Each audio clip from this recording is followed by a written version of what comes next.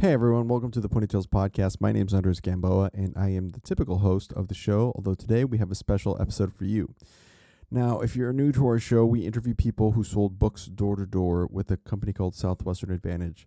And these people did this for 80 hours a week for 12 weeks of their college summers, and they've been doing it since 1868. So it's one of the oldest internships in America, and of course, going door to door, you get some funny, crazy stories. Now, that's not really what we're here to do today. Typically, we do have guests who are people who did that program, but specifically today, we're having spouses of people who did that program. Now, you might think, why is this important? Well, normally speaking, it's actually not quite uncommon to find people who get married out of the program. For some reason, they meet their spouse there. In fact, 2 years ago in February, we did a series of episodes of families who met because of this program. So some people were married for a few years, some people had been married for several years, but either way, they met because of the program. And it was a lot harder to find people who didn't sell the program and then the other person did. So today's episode is exactly that. This is the spouses who didn't sell episode, and it's hosted by my wife who did not sell books. And we have several people along with her today. So let me give you a little bit of background on who they are. So of course, my wife, Brianna Gamboa. We had Sarah Greder on the show. She's a photographer. She is married to Grant Greder, who sold books or was in the company for 25 years. We have Jenny Roach, who's been married to Pat Roach for the last 26 years. And John Kelly, who's married to Meredith Kelly, or Meredith Gardner, as she was known during her time in 2012 selling books. And of course, Benjamin Taubensee. And he is married to Naomi Kaufman, who sold this last later in this last decade from like 2018 to 2023. So we asked them they had some questions prepped, and then we also asked them some questions they were not prepped for, and we had them discuss all the different intricacies of this show, of this program.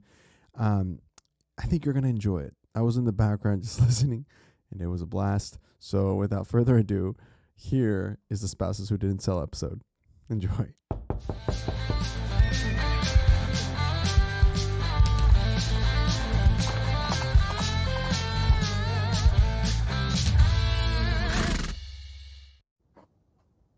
Y'all, we're doing it. Just want to thank you all for coming here and doing this as spouses who did not sell books. A little different thing. My understanding is that Andres has never interviewed someone who did not sell books. I think there was like one honorary guest, but so excited to be here with you all. As we go through these questions, first up, what was your first thought when your spouse told you they sold books? Oh, and I was selected to answer this question first. I had a wave of, a little bit, wave of anxiety that kind of came up for me because I particularly hated selling things growing up. I, at one point from a sports team, was told, we had certain things to sell, and they're like, okay, we need, you have to go out and sell, and if you don't, you have to run 40s. And I was like, cool, I will run until I drop. I do not care. So I got nervous at first, honestly. And then, of course, as you go, I was like, oh, you must be really persuasive. You must really know how to convince people how to buy things. And he's like, no, that's not what it's about. And I first learned about, somebody help me, what is that called when you buying atmosphere? Yes. Yeah? Have you all heard that? I've heard it, yes. Oh, yeah. You've heard it. A buying atmosphere where it's like, hey, you can either buy this or not. Let's have a conversation. And if you want it, take it. And if not, let's get the no as quickly as possible so we can both move on. And that kind of revolutionized my world. But that's my first, my first spot answer. Anybody else? Thoughts when your spouse first told you that they sold books? Patrick and I started dating about the semester before we both graduated college.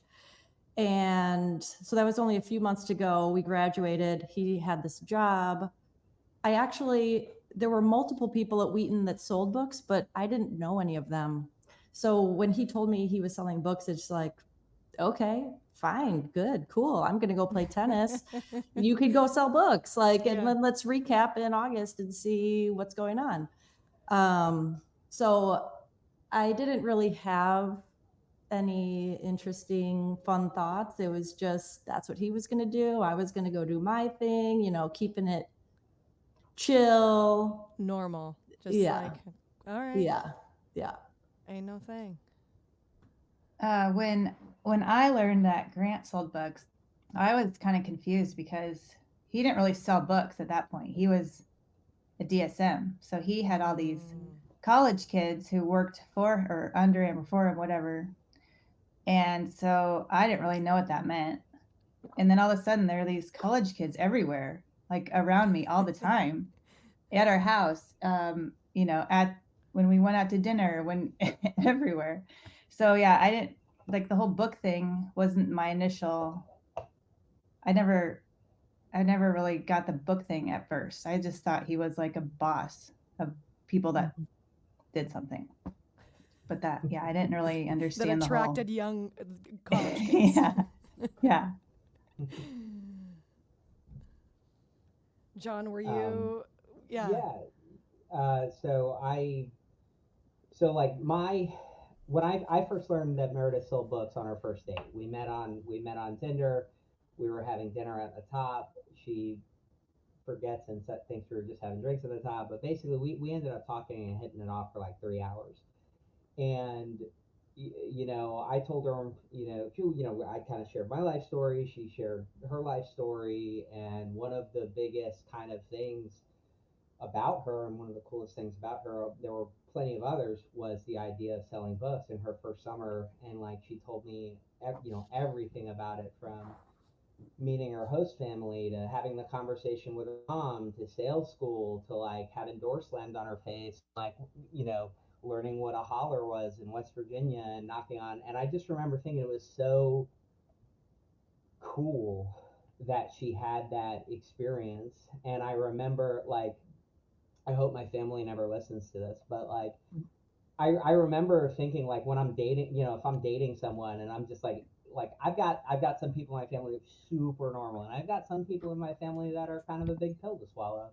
And I feel like if you can sell doors in the people in West Virginia and trailer and have doors slammed on your face and whatever, like, meeting my family is not going to be a problem, and I just, and I just remember, I could tell how excited she was about it. And I could tell how, not just that, but like other things, she grew up playing hockey. And I just tell, like, it was immediately knew when she first told me she was selling books that it was like a core part of her identity, for lack of, I don't know a better way to phrase that, but I knew how important it was to her.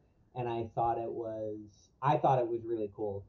For me, not selling books, but I did trial team mock trials, which we don't need to talk about, but it was like a lot of hours and a lot of, and it was such a fundamental part of my identity going through something like that. And I just thought of it as like, this is her trial team, like, this is her, thing. So I remember thinking it was really cool. And I remember wondering what it would be like to sell books, and, but it was really cool. And I loved how excited she was talking about it.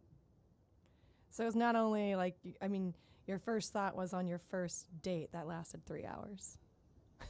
I had many thoughts, like, but yeah, like my overall impression at the end of it was, the real first thought was like, oh my God, you could have been killed, right? Like, and then, but then, like, we talked about it enough in that first, setting, that my overall first impression was an overwhelmingly positive one. But we talked a lot about, I think we even talked about how she left Southwestern and how nervous she was about having that conversation with, about what it would be like to leave Southwestern. So like, my first impression of that was just like a really long conversation about it, because it was just super. I'd never met anyone that sold door to door, and I just, so I loved hearing about it. But it was one of the things I liked about her a lot, was, the kind of person that it would take to go do something like that and then go back for more summer after summer was certainly interesting to me. Gave light to her character. For sure. Yeah. What about you, Ben? Well, yeah, to kind of answer the same way John did, it was it was like a bonding experience to learn about Southwestern for Naomi and I. I come from a very strange background educationally and work-wise, so meeting someone else who has strange experiences like working 80 hours a work week as you're like a student in the summer, like, yeah, that's hard to come by in the modern world. So finding someone with shared life experiences, even though they're different. I worked my 80 hours in an engine room on container ships, and she's doing door-to-door sales, but it's still putting your body through it. So like finding someone with that level of dedication to something, it's pretty cool. So we got to bond a lot when we just started dating, just talking about shared trauma, you could call it. Well said. Well, okay. Question number 2. How many book kids have stayed on your couch? I can answer this first. Not just stayed on our couch, but lived with us. I think actually when I moved in with Grant, he was living with a book kid, Zach Peters, if you guys know that name. And Zach would have his book buddies over. And so, yeah, I don't even know if I can count the number of book kids on our couches. But after that, our friend Joel Cush moved in. And yeah, so I can't count. Well, yeah, your first answer to the first question was there was college kids everywhere all the time. Yeah. So Uh-huh. I just imagine them sleeping on the floors, on the couches. Yeah, they're hanging out, playing ping pong till 1, 2 in the morning, But yeah, it was great. It's still fun. We welcome them all the time. Yeah. Come on over. We have a couch available.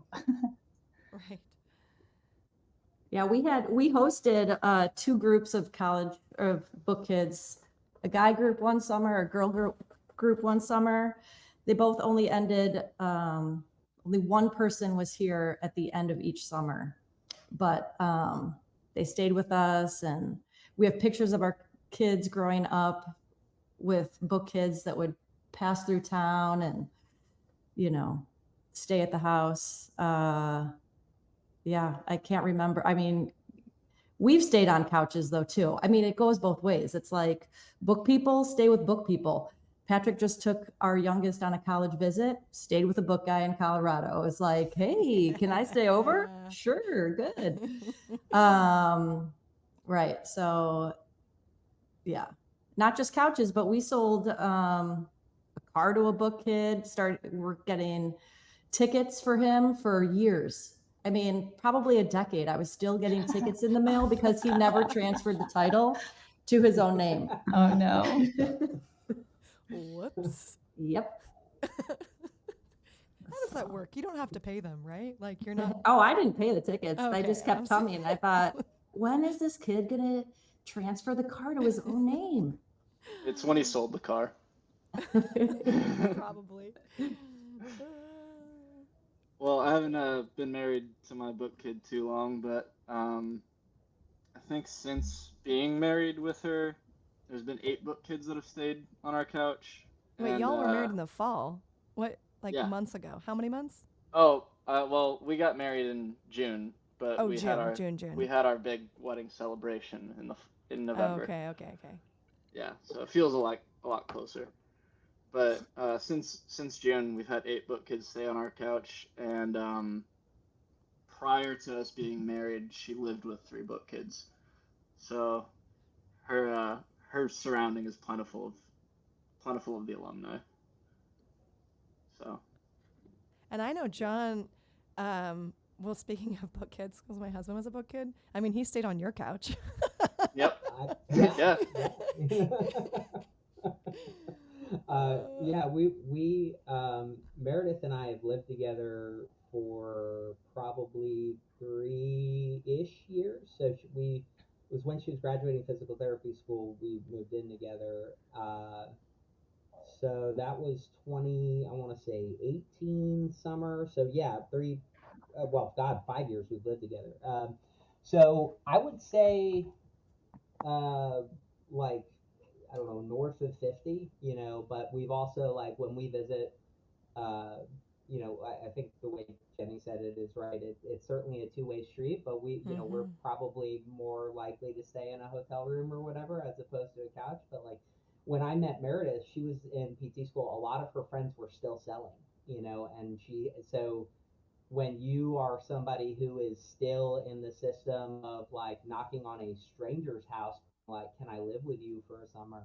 The cultural acceptance of like, hey, can I crash on your couch? I'm in town is like, it's nothing, to Right. ask that, so, and also I've never minded having it. I love the book people. I love when they come over. It's great. Like I love, I think we live still pretty close to the University of Florida, so we have people come stay with us because they're gonna, they're recruiting or they're gonna go speak for people who are recruiting or something like that at UF. Or people come for a college game day and they are either a book kit alum from UF or et cetera. So we love having people over, but it's a lot. And I going back to like the first thought issue. Like I know we've not been a host family yet. I feel like you have to have kids in order to be a host family, and more than a two-bedroom house. But I know, like, I don't know, it may not have been the first date, but like I know we're gonna be a host family. Like in our lifetime, we're gonna be a host family. Yeah. So it's really cool. But you make a lot of friends hanging out with those Totally. guys. Yeah, I know. We've had a couple come through since we got our little place, and it was more like Andre's just like, hey, just a heads up, like, so and so's going to be showing up like in 30 minutes or whatever, and I'm like at work, I'm like, all right, cool. But I think even though I didn't sell books, my family was very much that way of like, extending our home, opening it up to people when we can. And so I'm very grateful that Andres also has that, and we've also benefited from it. He did the Europe, or I did with him the Europe trip. He did the Europe trip for the podcast, and we had some people stay with us from Bulgaria, and then we had like gone out to Bulgaria and the Czech Republic, and even internationally stayed on couches, and that was really lovely, to say the least. It is time for question number 3. Was it a cult? Yes, 100%. This was going to be my answer to the first question about what was my first thought when I heard about books, but saved it for this. Yes, 100% a cult. Right? They put they put the cult in culture. Oh, absolutely. I think the thing that got me the most was the what are those called? Executive Exercises. Yeah, executive exercises. Yeah. When I heard about executive exercises, I was like, oh yeah, that puts it over the top. That's a cult. Did she demonstrate an executive exercise for you? Oh, 100%. Yeah. Yeah, I had her demonstrate. I couldn't not have her demonstrate. It sounded ridiculous. I remember those. The first time I went on a Sunday meeting trip with Grant, and they all stood in the front of a hotel and got in a big circle, and did these exercises and chants and everything. And me, not being a book kid, was not used to this at all. And so I was like looking around saying, who's looking at us? Who's seeing this? Yeah, that's very cultish. That was a cultish thing to do. Yeah. Oh yeah. Our daughter sold books for the first time, not last summer, but the summer before. And, she's got a cool card, and she said, I refuse to do executive exercises. I refuse. And they are so mad at me. Everyone is coming up to me, talking to me, all the leaders. They're like, why won't you do the execs? you're sending off bad vibes. Like, you have to do the execs because you're gonna, make other people negative. And she stuck to it. She did not do the execs, and she finished out the summer, and she's actually going back this summer. But everything is so important at Southwestern. Like Patrick was, when I met him, probably just an OL, and then who knows what, but then he made his way into, a DSM, but everything is like, so-and-so isn't coming to the meeting. What? They're not coming to the meeting. You're on the phone for like hours. Right. So-and-so didn't do, like, just everything is so important. The phone calls, the meetings, the executive exercises. And it's just like, am I dating a doctor? I don't understand. They're on the phone like 24/7. Everything is like high alert if it's not going well. And that's the part that feels like a cult. I agree with that. The must-haves, must-dos. Yes. No. So-and-so must come to the meeting. So-and-so must, give us all their stats. They cannot be off schedule. Yeah, Dun, dun, dun. Yeah. that's funny. I remember Meredith telling me about when she learned in her summer, like this is, her first summer, she like worked the system, followed the system, did all the stuff, and then realized, like probably halfway through the summer that half of the people there were just totally going off schedule and hanging out in a park or something like that. And, but yes, it like cult it, like I'd say no, it's not a cult, but I think the way Ben said it earlier, it's like, it's a common crucible. Is there Southwestern Kool-Aid being shoveled down people's throats? Yes, but like, it's not. It's like a common crucible. It's I bit more like a like a like a personality and work ethic filtration system. Like Ooh, that's good. if you're willing to put up with the BS, if you're willing to and you're able to do the things and still succeed, it seems really cultish because it takes a certain type of person to do it well, and come back for more. And so when you get people who all look, act, walk, talk, and say the same things, it's going to look like that. But it's it's not like I would like, and like I don't think it's a cult in a negative way, except I've heard stories about like people trying to leave, and conversations that probably could have been handled better, being more accepting of people trying to leave. Like that's probably the most cultish aspect of it. But people leaving, you're affecting the livelihood of the leaders who recruited you. And so you never know what's going on in people's lives. So there's plenty of reasons why that might occur, but that's probably the most cultish aspect of it. Yeah, when you're dealing with a larger population or group of people, and you're as an organization trying to lead and direct this group, right? Having things, it's kind of like for those of you who have maybe read the Old or New Testament or have an idea of what I'm about to say, and if not, I'm sorry. But I think of it like Old Testament versus New Testament of like okay, here's the 10 commandments. Like you have to do these things. We're gonna bullet points. This is what you have to do. You have to do them. And it's so black and white. There's so much black and white of like, this is a must. Mm-hmm. And I like, my personality, I'm not like probably Jenny, like your daughter. I'm like not super like rigidity. I'm like, or there's like other ways, there's other ways to achieve what needs to be done. Mm-hmm. So I think of it like that, like the bullet point rigidity to like, I'm like, or like, there's a little flexy, there's a little bit more flexibility that could be had, or somebody needs to leave. It's like, hey, this doesn't have to be your full life.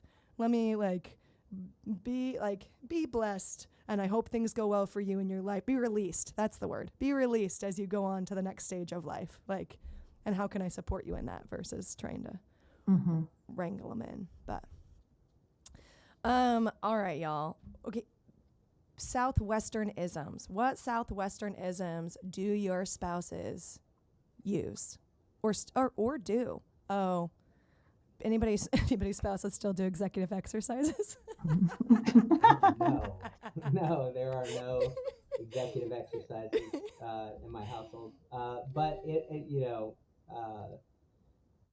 this is probably a hard one to answer because Meredith, and I think this is true for a few of us on this. She still works with Southwestern, just a different branch of the company. She's working with Southwestern Real Estate, so I think in a really good way, the Southwestern mentality, like the way I would answer this question is like, I think that people who work for Southwestern and are used to high expectations and high achieving, surrounding yourself with high achieving people and taking pride in being a high achieving performer, etc.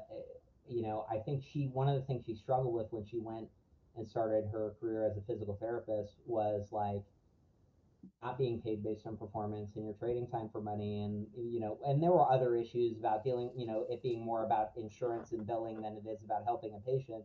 But she really missed surrounding herself, like even when she was in physical therapy school, which is when I met her, she missed like she missed book people, like constantly she missed that. So I think surrounding herself with Southwestern alumni, not only in friend circles, but professional circles working with Southwestern Real Estate has been a massive improvement to her happiness and quality of life. And I feel like she feels, and I've seen that just as a spouse, like her staying in that circle is just amazing for her personally, professionally, like she loves it.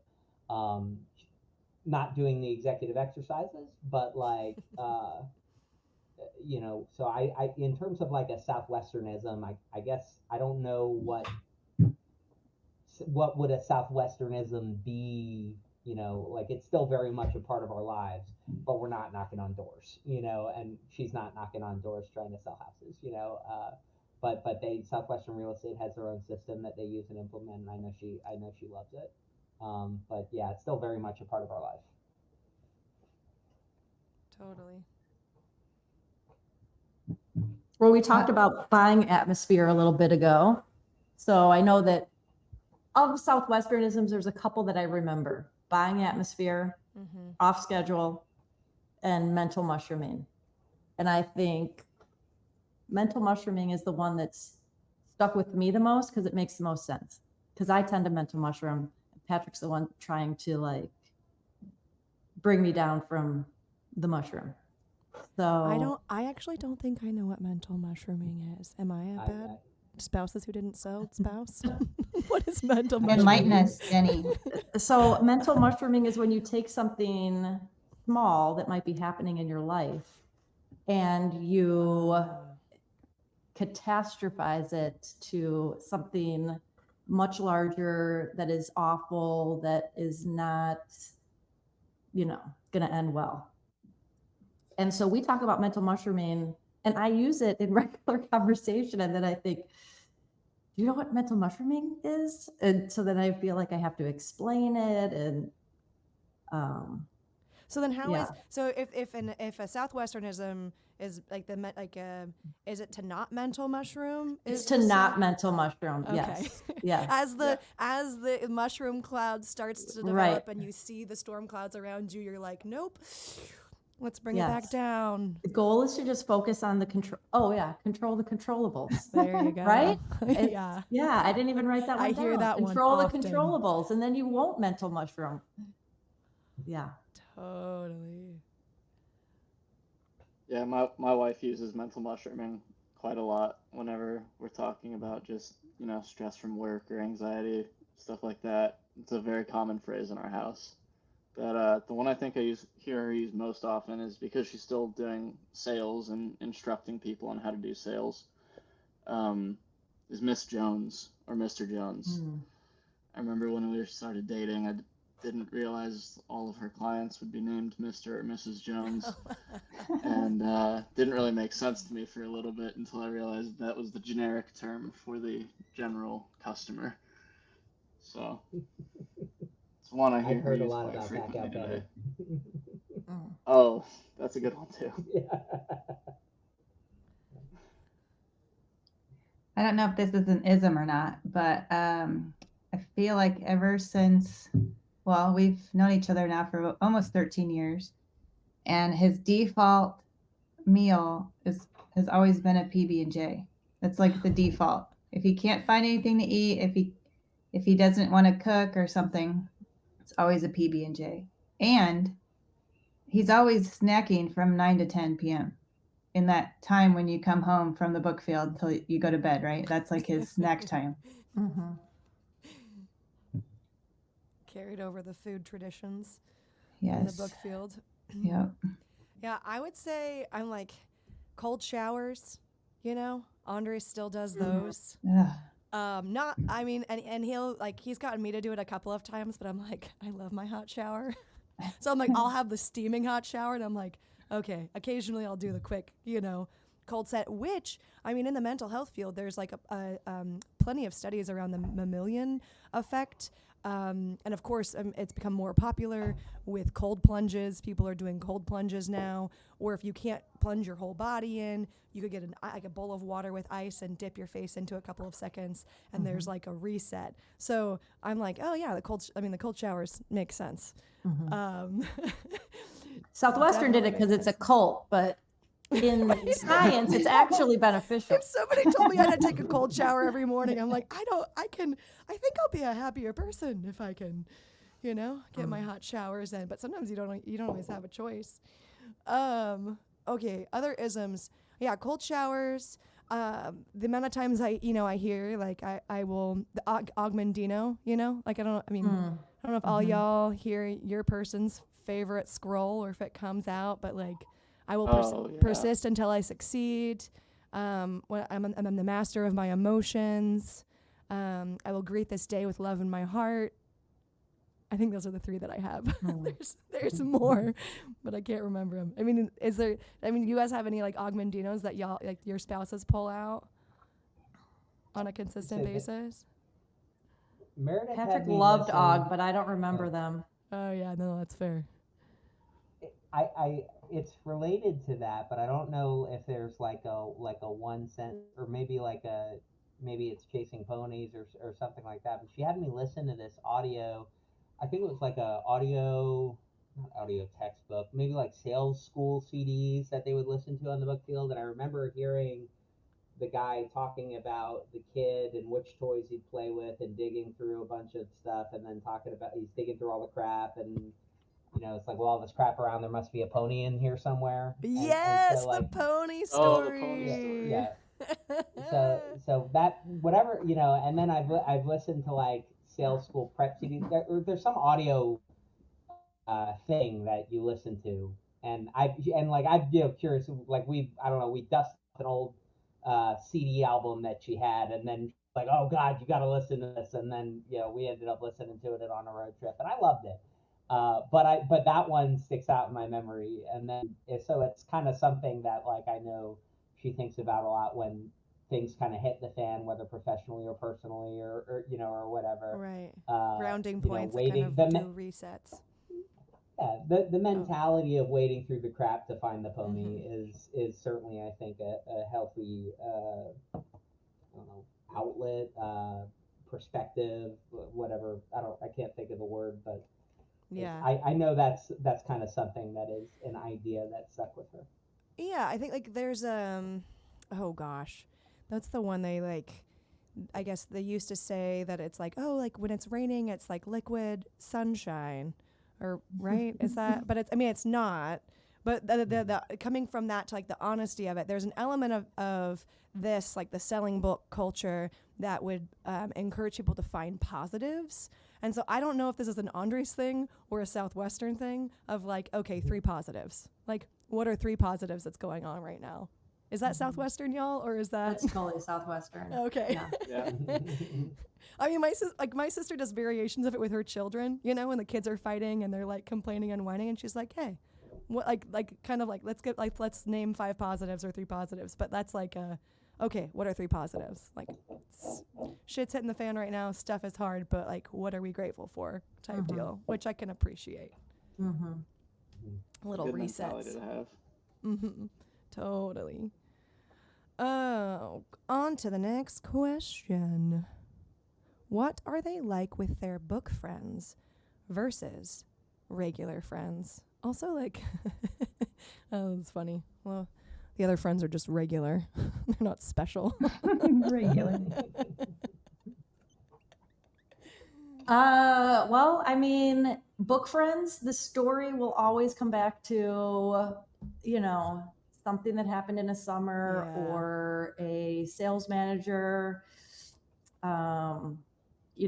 Patrick's sales manager is no longer with us. So Craig Soder is mentioned every so often. Remember when Craig said this, he always said that, The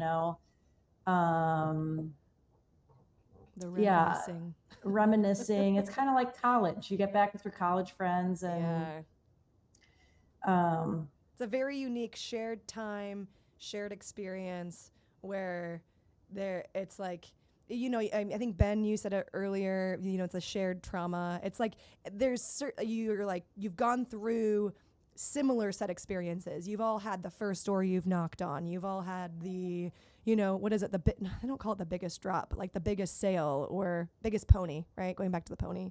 From the horror stories to the glorified stories to the like in between, the first time you cried, all of that. There's like a camaraderie, even if you've never met the person, which is fun to see. It's kind of like if you've studied and had like worked in a particular industry, you meet somebody else in that industry, you're like, oh yeah, like there's a, but then selling books, like, because they have the culture elements that they have like gone through. There's a more set bullet list of things, kind of similar to maybe certain religious or faith-based practices where it's like, oh, we all have this book, this book that we've gone off of and we're taught, and that Augmendino scrolls or whatever. But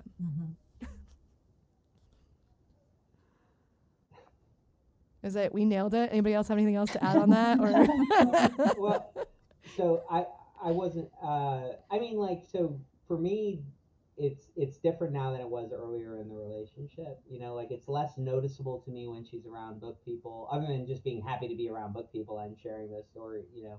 But I think that like when we were like when we were first dating and I was first meeting, like I went to my first book wedding, right? And there have been like 20.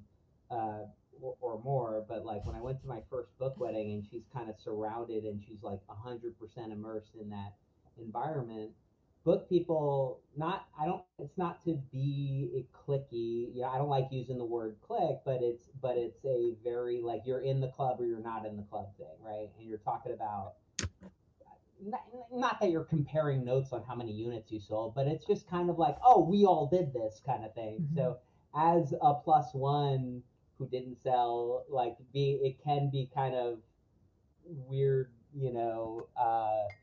getting to know everybody, because like the first question, I felt like I was in college and people were like, oh, are you in a fraternity? What fraternity are you in?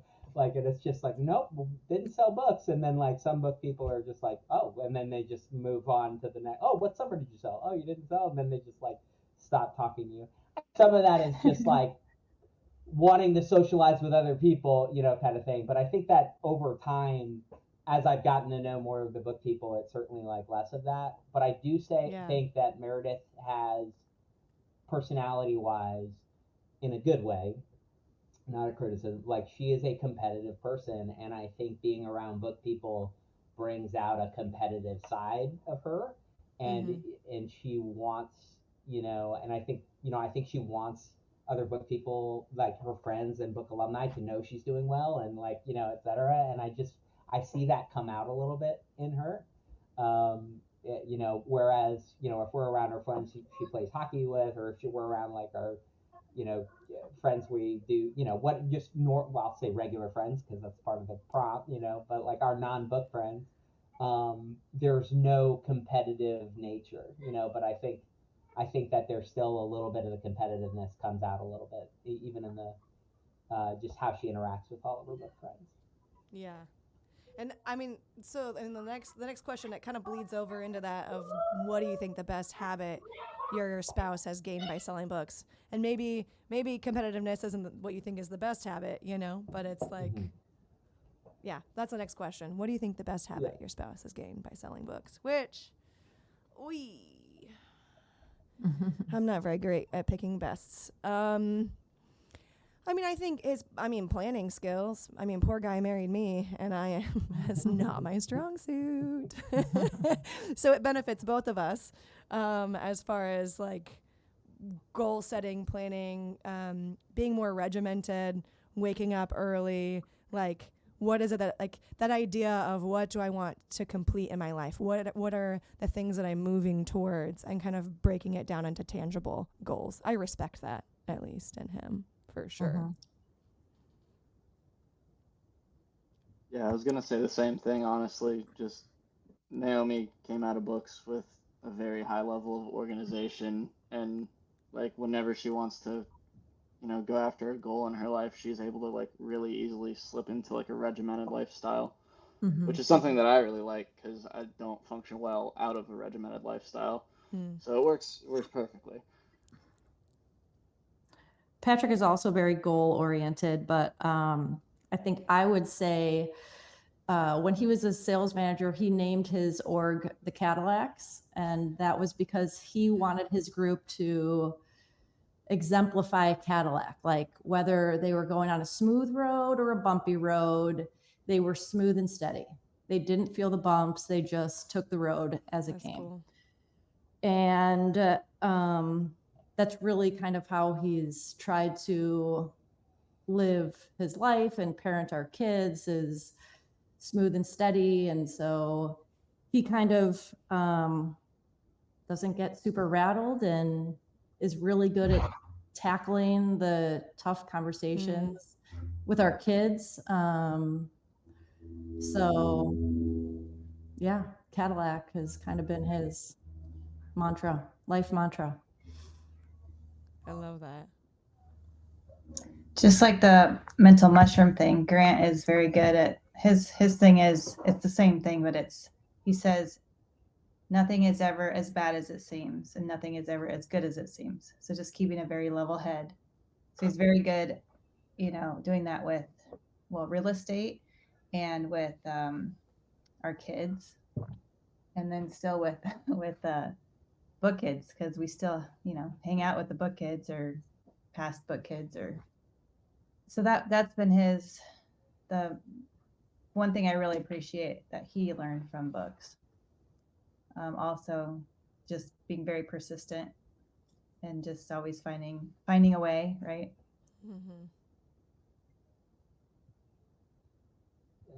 I think probably the best habit, and I don't know, I'm trying to think of the way to phrase this, but I think she's really good at what I assume would be part of like closing a sale. You know what I mean? Like finishing, like closing a topic, whether it is a topic of conversation or a chore that needs to be done, like just like finishing a task that she started and not backburnering or not putting it aside. Like if we're having a conversation about something and it's something that we think we need to get done, etc., she's really good about being like, fail to fail, kind of like, well, what if this is going to happen? When is it going to happen? How is it going to happen? When, etc., and bringing specifics to something. Whereas if without that kind of mentality approach to every aspect of her life, I mean, I would be like, oh yeah, that's a good idea, we should do that, and then won't think about it again for another week or two, or whenever it comes by. So I think it comes down to organization, but I think it's more than just organization. I think that like maybe I have to imagine it comes from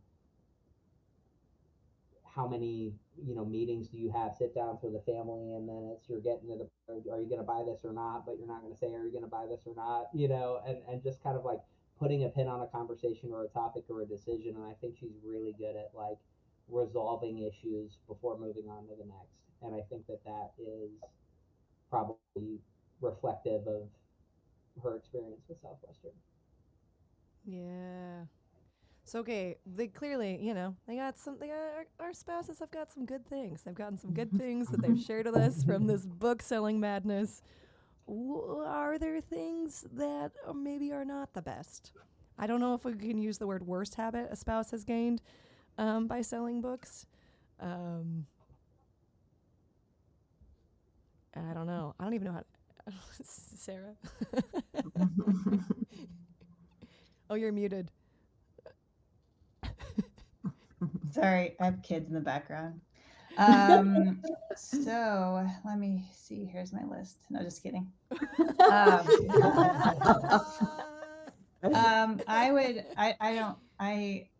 can't say anything bad about the things he took from Southwestern. One of the things I noticed, it's not the worst. It's just something that doesn't. It's the low expenses. The low expenses, always saving money. That comes out a lot, and I know if anyone knows Grant, you know that's true. So I don't know if it's a Grantism or if it's from Southwestern. But yeah, it's definitely on the low expense. Frugal. Peanut butter and jelly sandwiches. There you go. And then snacks, 9 to 10. That's all he needs. That's right. Yeah.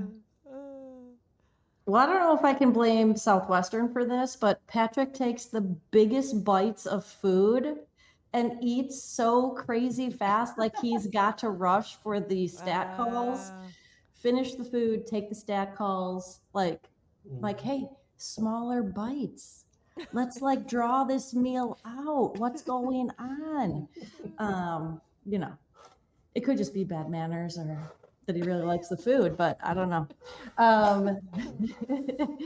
And not to, pile on, but the second thing I would say is back to the cult idea. I remember we would be at neighborhood parties and like no guy is talking about their job. And Patrick is just like in a corner talking to somebody about a job that he's not even doing anymore. Like he's not even a sales manager anymore. And he is still talking about Southwestern like it is the only job that is the coolest job. And everyone has to hear about it. And it's just like, oh my gosh, quit talking to them about Southwestern. I mean, it's a pretty good party opener though for people who like don't know or understand that world. I mean, there's a lot to uncover. So as far as a party conversation is concerned, it's true. If there's a lull, I mean, he can fill it. Yeah. Yeah. Yeah, I don't know about the worst. I don't. It's an interesting question. I'm like, if I think something is the worst, is that just because it's not in line with my personality and it's not something I'm used to, and so it's a little bit abrasive against me, which is just challenging me to be a better person? Like, is that really the worst things? Like, those are the things that are running through my head. I mentioned earlier, I'm not super organized. Like, there's things like where he's like, okay, I want to get out of bed at like 6 a.m. Let's have a plan, and it's so like it's sweet and it's lovely, and I'm like, let me sleep in. Like, I just want to sleep a little bit more. So, I don't know. We're 2 years married in. And so it's like, I just feel more like occasionally, like in any relationship, there's like a rub on things, where there's like a sharpening. Iron sharpens iron. Yeah. Right? So Yeah. It's the worst. I have to grow. Ugh. I think that I don't know if this would be considered a habit, but I think that Meredith and I tend to overextend ourselves. I think just personally, we're quick to say yes to things, and I think we need to be better about saying no to things. And when we have said yes to things, I think that I am okay, like for a good reason. Like generally, if you say you're going to do something, you should follow through on it. But there are plenty of times where it is perfectly acceptable to step away from something, and I think there is such a aversion to not following through with a commitment that you've made that is ingrained in people in Southwest. Don't quit, don't quit, don't quit, don't quit. Where sometimes quitting is like not like it's something. Not I'm not saying your job or your whatever. But like I sometimes think the having a close is a positive thing. Like if you've overextended, withdrawing from one thing can make you fulfill your obligations in 3 other aspects of your life better. So I think that if anything, I think there's probably like a, I don't know if fear avoidance isn't a word, but like it's okay to back out of things, you know. And I think she is like really really like no, like it's all like I'm not, no, and we're not doing it. I was like, okay, well let's take that conclusion out of it and talk about why that may or may not be a good idea. And if it's a bad idea, then let's not do it, you know. But if it's a good idea, you know, and so Totally. and it's so, you know, and then maybe going to the travel thing, like plan like travel. I think kid, maybe this is just Meredith, but I think she's quick to plan travel and the only expense planned be the flight and not lodging.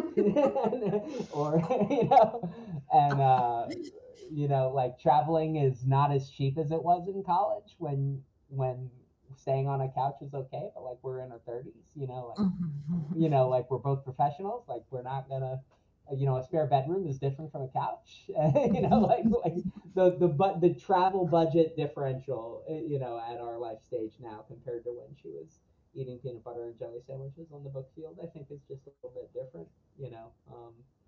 But but also, you know, willingness to go travel on a short notice is, you know, one of the things I love about her, you know. So it's just, you know, but it's certainly a habit that is noticeable. Another thing that came to mind when you were saying that, it kind of has to do with travel, but it's filling his day just packed full because, like on a Sunday, you know, they start in the morning, then they do their meeting, then they do their things, and then they do their grocery shopping. And I mean, everything is, you know, they take the whole day to do all these activities. And same thing with the work day, right? So I think it's not good or bad, but I've just noticed that he packs his days and his minutes full. Like he doesn't like having downtime. And maybe it's because he's used to that, you know, from grinding all the time. Go, go, go, go, go. Yeah, to build off that, Sarah, I don't know if y'all's spouses do the same thing, but they have trouble just resting, like when they need to. Yes. Like you're so used to just going on full burner, 100%, and then like with Naomi, I have to convince her to like just take a day off. Like I'm just like, hey, just stay home today. Like it's Rest fine. is I've got a job good. too. Like yeah. So just convincing her it's okay to take breaks, and you know, you don't have to be out there 24/7. So unfortunately, 3 of us have realtors as spouses, and so they kind of still are feeding that Southwestern bug with there's really no downtime. I mean, unless the market is down, they've got to get it while it's there. Like, sorry, I've got to go on this call. Like, yeah, for sure. You never know when, you know, someone doesn't want to buy a house or houses won't be for sale or so again, it's like feeding that same, you know, like you're an ER doctor. I've got to take these calls. I've got to go on these showings. It, you know, you're right. Yeah. The off switch isn't there. I was gonna say that is kind of, I love, like for our relationship, I love that for Meredith. Not that she always feels, because sometimes it really stresses her out, feeling like she always has to be on. I'm similar in the sense, you know, I do criminal defense and personal injury, and nobody gets arrested 9 to 5, and when people get in car accidents, a lot of the times, if you're the one who calls and who answers the phone and you're available and you're putting out the fires, you know, then you're getting that client, or you're getting, you know, et cetera. It's important to the client that you're available when that happens. So like, I have to do that a lot. And one of the things we used to, I don't like using the word fight about, but it's also like, I think there's more empathy from her perspective, you know, because now she's taking just as many or more calls than me at hours, and it's not a like, I get it, work, you're gonna step away, and like there's plenty of mornings where I don't have somebody on the calendar, so like we can be flexible with each other and make time for each other throughout the day, but also if I need to go take a 35-minute, 45-minute call, like I think her being back in the Southwestern culture of doing that real estate and being able to be that way is frankly great, because it takes the pressure off of me. You know, like, so I think There's like understanding. I get that, you know, and but yes, it is a, it is hard to turn off, and it is a like what whoa here's a Southwesternism that reminds you this. You can't have like a scarcity mentality, and it's kind of like a related thing. Like if you're worried that the next deal's not going to be there if you don't answer the phone right now, then it's a lot more stressful that you go do that call right then, but fortunately right now things are good, hopefully they stay good, but yeah, that real estate is a very interest rates have a large impact on the economy. It has nothing to do with you as a realtor. So it can be really stressful, and working at odd hours is certainly normal. So spouses, if you're listening to this, and you're not taking time to rest, just take some time to rest, because we love you and we want you to be okay and to be at your happiest and healthiest. Okay, do y'all wish you would have sold? Do you wish you would have sold? I'm seeing a no. I'm seeing lots of head shakes. I do want to say I definitely think I could have sold. I think I would have been good at selling, but I don't wish I did it. I did deliver books, so I kind of feel like I sold because I did a couple of tack-ons. There you go.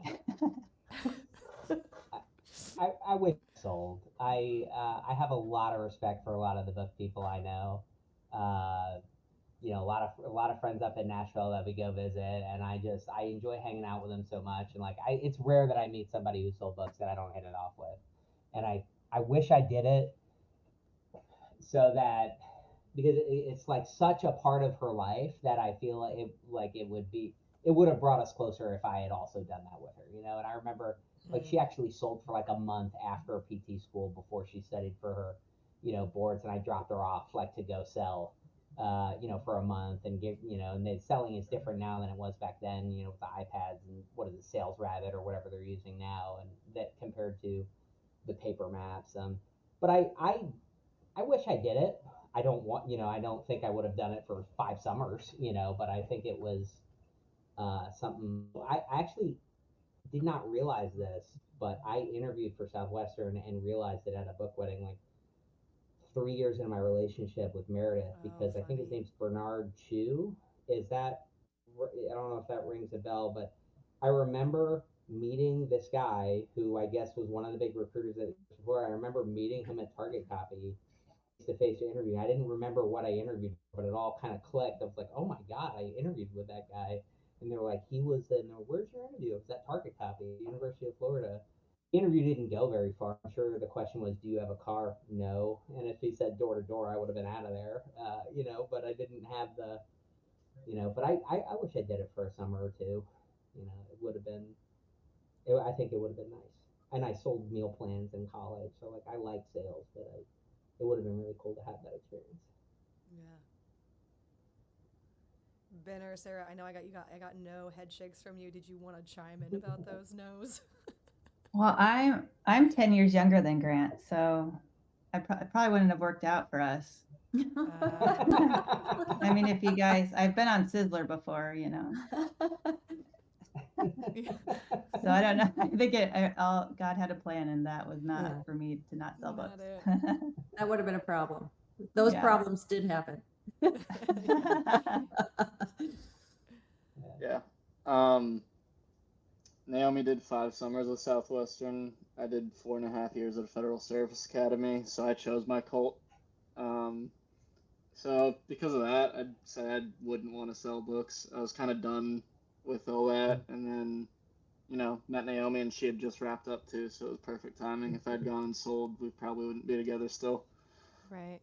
Heard that's an issue normally, going out and selling your first summer. Yeah, Andres would have liked me. Well, I think he would have liked me to sell. And like, he's like, the amount of times I've heard him say, oh, maybe you could go follow someone just to like get more of the experience or understand. But I think in the same way, Ben, where I was like, I had a lot of people exposure, but it was like all in the mental health field. Like the amount of like inpatient residential facilities I worked at, the amount of social work, going into counseling, like there's elements, it's different, but there's elements of of people and adaptability and flexibility that I had to learn and have. You know, I think I wish I would have known or learned or understood the buying atmosphere at a younger age. That would have helped me, because I get worried that I'm trying to give somebody something they don't want, you know? And it's just that, like, if you want it, you want it. You don't, you don't. I'm like, oh yeah, I can do that kind of sales. Like, I just like any sort of like pressured environment. I don't like it. So, okay. So if your spouse wanted to go sell next summer, how would it go over in your relationship or family? I mean, if he like went and sold somewhere cool, we'd go with him. Yeah, that'd be fine. I could see him saying yes to that if it was the cool opportunity. He has mentioned that he wants to drive the Wienermobile around the States for a season. So, oh my gosh. you just never know. Is the Wienermobile a Southwestern thing? Not at all. No. Oh, okay. It's like, Would you all be Brianna, selling? like Would you be selling hot dogs? I don't know. You'd be selling I hot think dogs. you're door to giving door? away hot dogs. Yeah. You're just Oh. giving them away riding in a Wienermobile. Fantastic. Okay. Oh, I love that. That's funny. Well, Patrick point has of that actually. is- Go ahead. I was just going to say the point of that is just fun opportunities, right? Just different things to do. Yeah. Patrick was back on the book field 2 summers ago because our daughter was selling, and he was thrilled, and he said, I have got to go deliver books with her. Like that will make me so happy. So he did, and he loved it, and he'll probably go out and deliver books again this summer. Nice. But I can't say that I'd be excited for him to sell books all summer. But delivering books is just fine. Yeah, are we talking like the 80-hour work schedule? Like, you're not going to see them. You're not going to see your spouse. You're not going to talk to them. Yeah, They're yeah. gone. Yeah. My wife's gone for 3 months. You can talk on Sundays. Mm-hmm. Yeah. 30 minutes. Yeah. End of the day. Yeah, I mean, I think kind of like you were saying, Sarah, if it was a like, hey, this is what I want to go do, like in the like opportunity, go do it. If it's 80 hours a week and we actually can't talk to each other unless it's like 30 minutes on a Sunday, I'd be like, well, that is kind of a bummer, but if that's what you really want to do, I love and support you. You know? That's because you don't have kids yet. Yeah. Yeah. Oh yeah. Yeah. Oh, I think about my sisters and all of their children, and like the times that like, you know, one parent has to be away. It is not a joke. Mm-hmm. Not a joke. Yeah, I think that just like Sarah said, we don't have kids yet. It would be a totally different story if we had kids. But if she wanted to do it now, it's like, okay, then I'd chalk it up to she feels like she has unfinished business on the book field and go knock it out for a summer. Like, I can bury myself for 3 months and like, and that would not be big of a deal. 3 months will fly by. But I mean, I think it'd be more of a problem if she wanted to be like a DSM or something, like, that to me, like a year-round commitment, you're recruiting at all the different schools, and I think that'd probably be harder. But selling for a summer, like I coach trial team, and I drop off the face of the earth for 2-3 months at a time, because my 9 to 5, and then I'm working 5:30 p.m. to 11 at night, coach kids a couple nights a week, and then on weekends. So I mean, it's but that's a big part of my life. So if she felt she had to do it, go for it. But it would be a totally different story if we had kids. Mm-hmm. Well, I think since I'm only coming up on 8 months of marriage, 3 months feels a little different for me. So I might feel a little more needy, and might go out to the book field and pull her off schedule and stuff like that. So Oh, I like that plan. I'd want to wait a few years before she tried to go back out. Have more of a grounded marriage, Not as fresh. That's fair. I think that's entirely fair.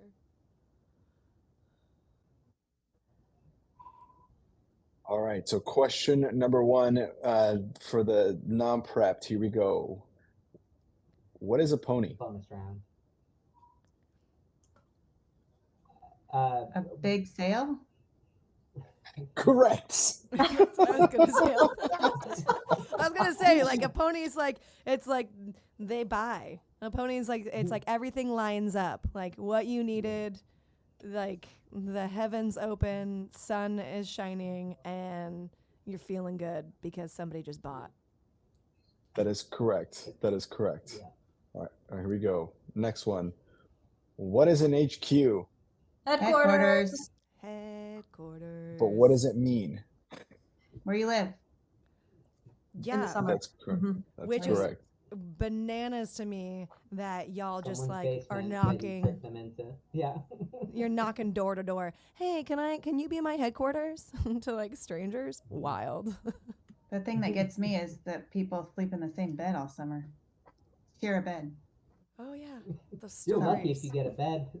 Yeah. And from what I've heard about that sales pitch of getting a HQ is it's less can we live in your basement and more like, hey, we're a group of kids here for summer college internship. Do you know any place that might have housing? And they kind of awkwardly go, oh, you wouldn't want to stay in the basement. And they're like, your basement sounds great. And then you march into their house, assume the sale, and get on in there. Or at least that was Meredith's freshman year. Yeah. Or not freshman year. What do you call it? First summer. That is yeah. accurate. Actually, it's Yeah. it's amazing that you know that well. Oh, well, Okay. so when Meredith got back on the book field, like, and she was kind of, I don't know what do you call that? Field managing, or like when she went back Yeah. for like the month. I there was some term for it. But like I remember talking to her, throughout. She's like, these kids don't know how good they have it. They're complaining like they had housing for them lined up. They had, like kind of thing. And so I just remember like I don't know, maybe the first year isn't supposed to be like the FaceTime with the securing the HQ, but yeah, obtaining the HQ. I didn't know it was called HQ until this, but yeah, obtaining that was one of my favorite thing, like that was like the oh my It's god wild. on our first date, like this is ridiculous, but really interesting. Yes, sir. Oh, well done there. Well done. All right. What is a tack-on? I did a tack on. So our first summer when we were married, I went out to the book field and we had an HQ, just the two of us, although there was one of our friends, a salesman that didn't leave our HQ for a while. I'm like, hey, I thought he was supposed to have his own place. And they're like, well, he's having a hard time getting a new place. So he was with us for a little while. And then my job that summer, besides working at the Hojo and organizing the Sunday meetings, Howard Johnson, that is, was delivering the strong customers. So I delivered all of Patrick's strong customers, and then I was taught how to do a tack on, which was adding on extra books or units, whatever. Books, Correct. units, same. The online compendium or whatever they're selling now to go with the book material. No, there was nothing online back then. And I was successful. I had some tack on, so I can kind of say that I sold books. Hey, you sold. That was a very very newlywed thing of you to do. Yeah. Look. Sarah. Very newlywed. Very choice to be. newlywed. Very newlywed. Guess what, Sarah? I did not do it the second summer. I can imagine. This is awesome. Sold tack-ons. Well done. Okay. Well, you know what? Honorary book woman right there. All right. What is a Blue Light Award? Oh, have we stumped you? Anybody going once, twice? All right. A Blue Light Award is when you got the cops called on you. Oh, nice. well, that never happened to us, so. Yeah, I wouldn't have Yeah. experienced it. It Yeah. happens at least once a summer, usually. Throw back But to Alex Black's podcast episode. oh yeah, he got some Blue Light Awards. Brennan Q has a very famous ponytail of his Blue Light Award when he went to jail. And it was fun. All right, what is an early champion? Early Somebody leaver. who leaves. Yeah. Quits. That's right. We don't call them quitters; they're just No. early champions. Interesting. And when they ask, and when the other first years ask in the Sunday meeting, hey, where's Billy? We just say he's no longer with us, and we just move on. Billy's dead. So, all right, last quiz question. How many demos does a book kid show a day? 30. Yes, Ah, correct. Wow. I was gonna Wow. say- yeah, that was good. My brain said 31, but I had no confidence in that answer. By 30. Well done, Jenny. That's a lot. Wow. That's If a there lot. was bonus points, Jenny would be winning all the bonus points. Ding, ding, ding, ding, ding. All right. All right, now here we go. This is the part, these are no longer questions. This is now a group answer or a group project. But there's going to be 3 of these, and it's going to be number 1, describe a typical day on the book field from beginning to end with as much detail as you can.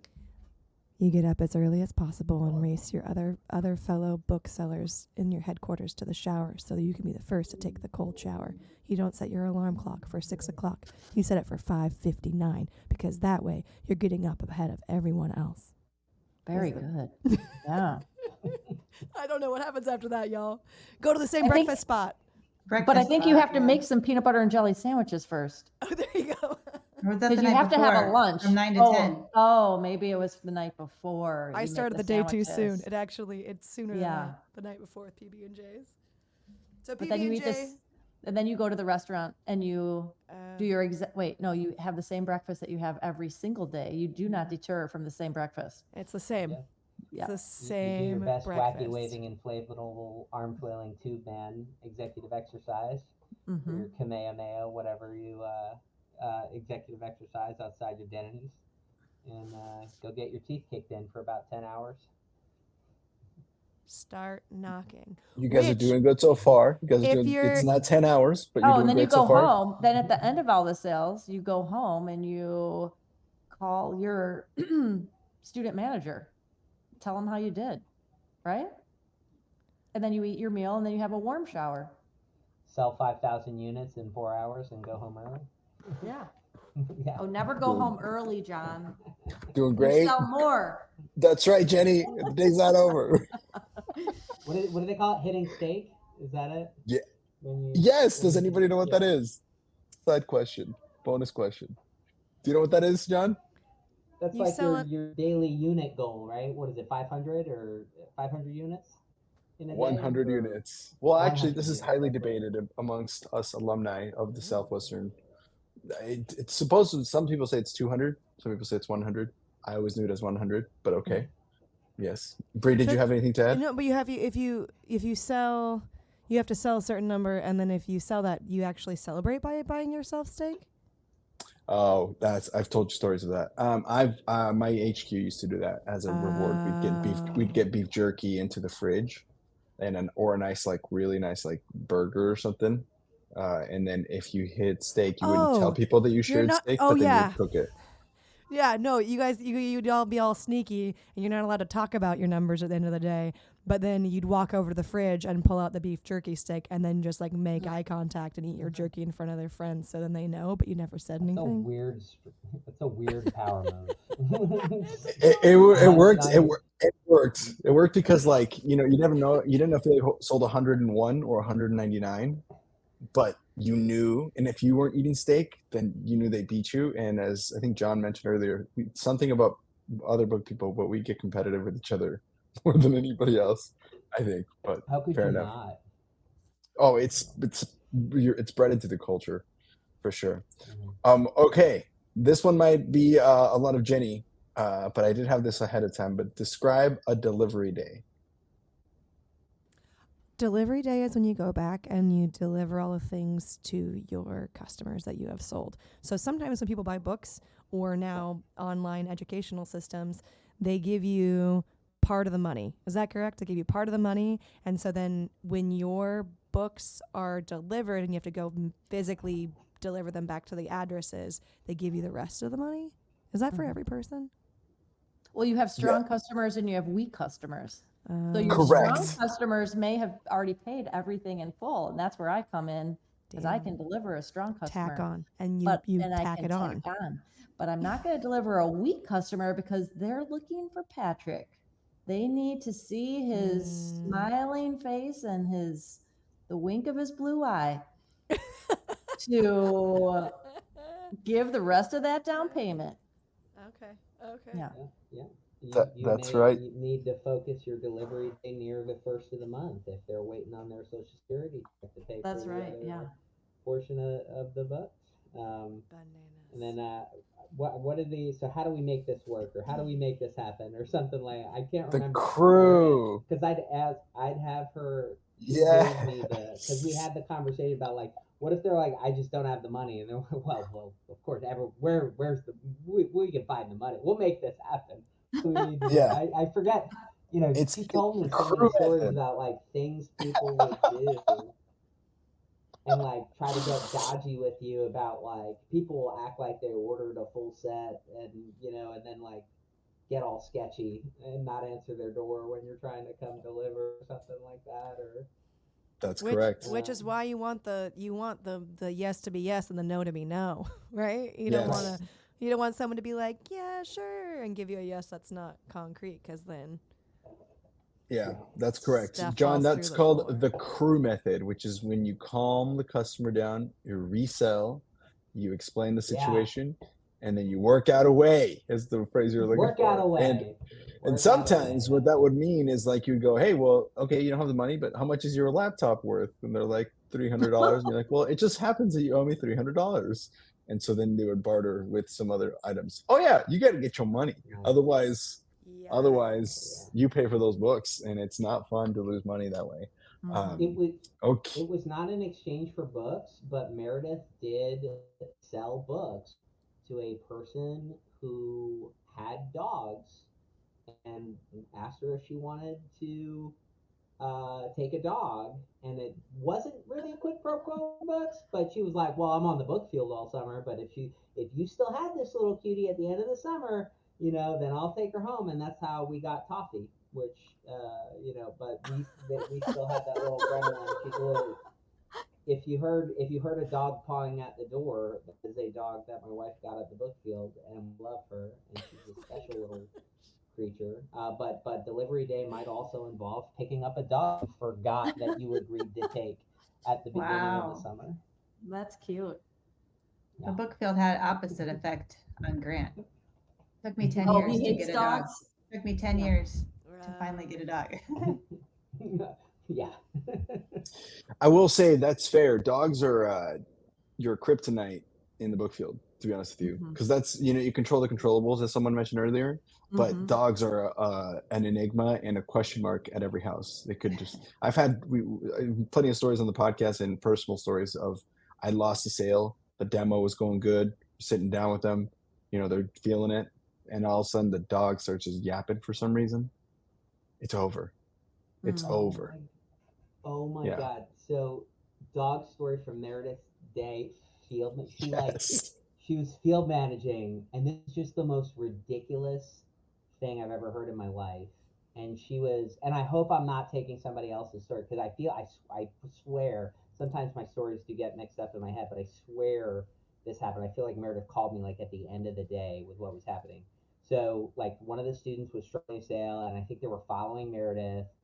She was going back field managing. She was like, when she like sat down with the family, and I think the student, or not her student, the book kid that was following her, like watching her, was like trying to be polite and be nice and like be, kind of like fade off into the background and like just watch Meredith work.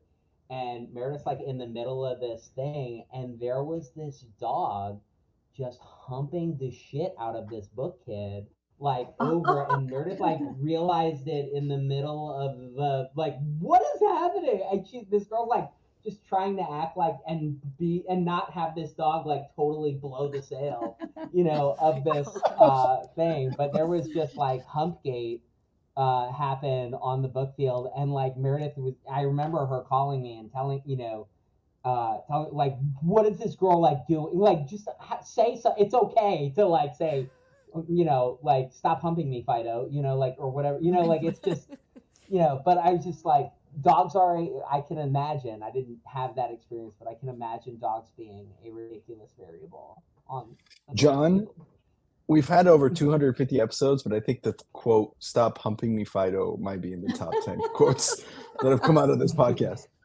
So thank you for that. That's on my tombstone. Yeah, thanks. All right. Last question of the evening, and then we can close this one out. Describe Sizzler. The vacation that you earn at the end of your summer, the free, all expense paid, booze fest, cockroach infested hotel, on the beach in Cancun. I mean, Southwestern Real Estate has actually taken the Sizzler to the next level. We take a very nice Sizzler with very respectable rooms, no bugs. Nice plug, Jenny. Good job. Just, On that note, that's also very similar to the Bizzler trip that Jenny will also be at. yes. So we're going to have personal butlers to each room, which is a far cry from bugs in each room. Instead of bugs, you have butlers. That got me. I was like, oh, okay, personal butler? All right, I'll try that. Each room. And on the beach, too. They'll follow you to the beach. Yeah. That's right. We're going there. So if anybody else wants to come, there it is. That's my plug. Okay, go on, Brie. Oh, no, it's like you go from like rules and regimented to like, I mean, and maybe I'm wrong, but like party town, like it's like no rules. You're no longer following a schedule, so it's like we're hanging out and woo, whatever happens, what happens, woo. I mean, maybe is that right? Some of the Florida guys. Some of the Florida guys that won our Sizzler, I think it was 2 years ago? John, you were there. Yeah. And they were like, whoa, this is not like a Sizzler we've ever been on. This is really nice. Yeah. I was told the Sizzler and in Mexico was a half step above the undergrad, spring break after a hard finals week kind of Sizzler, Yeah. But it's awesome. Yeah, it's a party. It's a well-deserved party you earned with hard work, and you cut loose really hard. There you go. That was a refined way to summarize. A hell of an incentive trip. Which I would love to incorporate into my law firm, but nobody sold books, so we don't have any Sizzler trips. Sarah, you've been to a couple of Sizzlers. I need to hear from you. Oh, I wasn't going to go there, but. Is that a story for Bizzler? That's major Bizzler stories, yes. I know a few of you better than I wish I did. Let's put it that way. The stories and the sights and the sounds. The sights. Because Sarah, I just look around and I'm like, wow. I mean, it's amazing. It's so fun and well-deserved. Yes. It's, lots of things can stay at Sizzler. That's what I'll say. There you go. And you know what? Oh, go ahead, Brie. Go ahead. Oh, no. I just was thinking about a Bizzler because I've been on Bizzler trips now, and I've never been a big partier anyway, so that's not my jam. But the Bizzler's much more refined. It's not, at least my experience is not the party central. It's the B is for Butler. That's what right. we decided? Oh, no, but now you have. That's really, really good. All right, guys. Well, thank you so much for being on here. We'll close this episode out here. Stay on so we can say goodbye to you. But for now, this has been the Ponytails Podcast. Thanks so much, everybody, for listening. My name is Andres Gamboa, but my wife, Bree, has been the host. Thank you so much for John, Sarah, Jenny, and Ben for being on today. See you guys on the next episode. Bye.